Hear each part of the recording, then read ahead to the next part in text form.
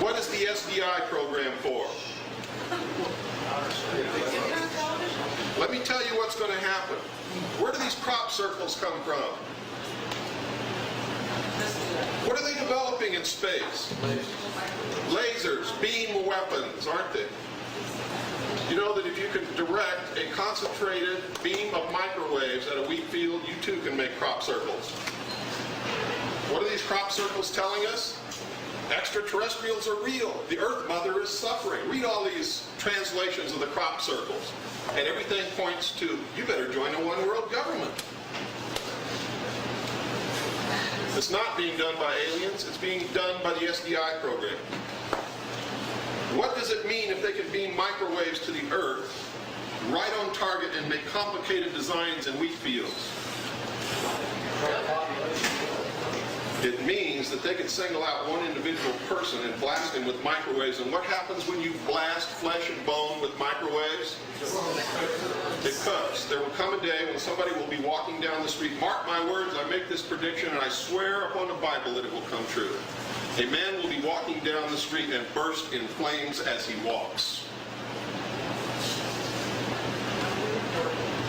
Mark my words. Spontaneous human combustion. That will happen.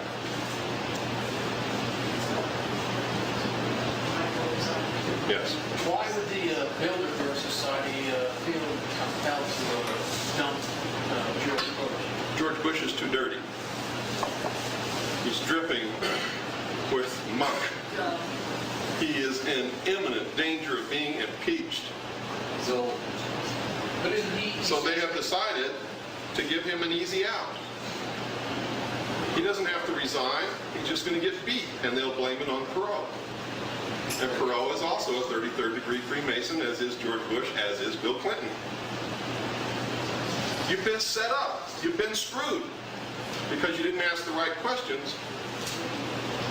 And all these people who said, I'm going to vote for Perot, I don't care what his policy is, we just need change. Well, you're going to get it. You're going to get change. You're going to get what you wanted if you were one of those people. Yes? Actually, right this when Dr. Walters was interviewing Perot as to the reason why he did, he says, for the best of the people. My decision is for the best of every being. She says, what you got a lot of really hard for He this. knows what to say, doesn't he? The question is, do you know what to believe? Now, understand this. No matter what I say up here during this lecture, it's to make a point, and I don't mean anything personal toward anybody in this room, period. But if I have an opportunity to make a point, I never pass it up, because I may not get that opportunity again.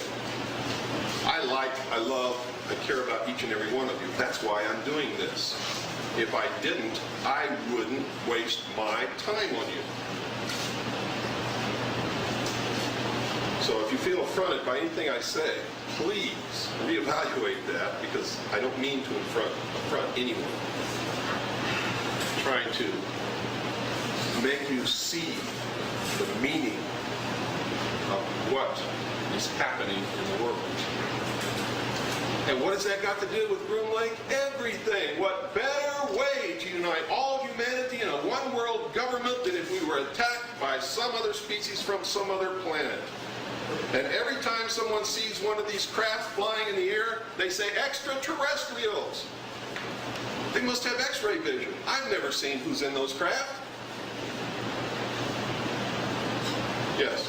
If the phoenix, the bird, rebirths itself every 500 years, and October 12, 1492, Columbus sailed to discover the new world, do you think October 12, 1992, 500 years later? Absolutely, yes. What do you think it'll be? You can watch for a major catastrophe of some kind or the beginning of a third world war. It could be anything. But something will happen, yes, because it always does. You have to understand that numbers are significant to the secret societies. And if you look at the major events in history, they conform to this coding of the gematria in these numbers. President Kennedy was assassinated on November the 22nd, 1963. And if you take all of that out adding up these numbers, what you get is 666. November 22nd was the date that the leaders of the Knights, not November 22nd, but the 22nd day of the month was the date that the leaders of the Knights Templar were burned at the stake. November is the 11th month. 11 and 11 is 22. Any way you play with those numbers, it comes up to the symbology of the secret society. President Kennedy was not assassinated by the government or the mafia or homosexual Cubans or anything else. He was assassinated by members of the secret societies from the agencies of the CIA, the Office of Naval Intelligence, of which I was a part, Division 5 of the FBI, and the Secret Service. Dealey Plaza is on the 33rd parallel. In Dealey Plaza is a plaque commemorating the location of the first Masonic temple in the state of Texas. Why don't they ever show that on television? President Kennedy was shot in the back at the position of the heart, in the throat, and in the head. The exact wounds suffered by the man in the Masonic initiation known as Hiram Abiff, who was struck by a blow to the chest, a blow to the throat, and a blow to the head by the state, the church, and the mob. And their goal is to avenge his death by destroying the church, the state, and the mob. The assassination of John F. Kennedy was a blow to the Catholic Church by the Freemasons in a Masonic country that dared to elect a Catholic as president. But why do you see all these shows? That John F. Kennedy was a womanizer? To convince you that he wasn't worthy of being president, so you shouldn't care who assassinated him. Wake up. When did that happen? When was the Knights Templar? What year?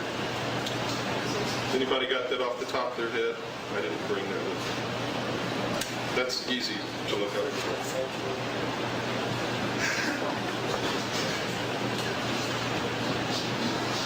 Any other questions? Yes. I want to just make a statement, and I'd like to just make a statement is, Talk real loud. okay, it's interesting that number one is the male-dominated civilizations for quite a long while. And it's interesting that the forefathers were male, and that the women weren't allowed. And I would just like to mention to the women here in the group that you have a lot more power and quality than this man. I second that emotion. And it's time that we really get clear about that. Clear. Here's what it's time that we do, that we all come together and grant each other the same that we would grant ourselves and become once again Americans and nothing else. Not left, not right, not Democrat, not Republican, not man, not woman, but Americans.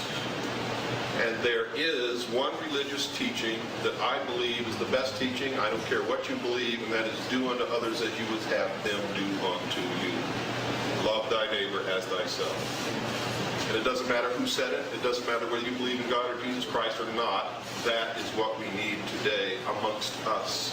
And we can work miracles if we work together. Because one of the biggest and best tools that the secret societies use against us is to divide us against each other while they conquer us all. Christian against Jew, black against white, women against men, abortion against anti-abortion, flag burners against anti-flag burners, people that want to change the Constitution of people that don't.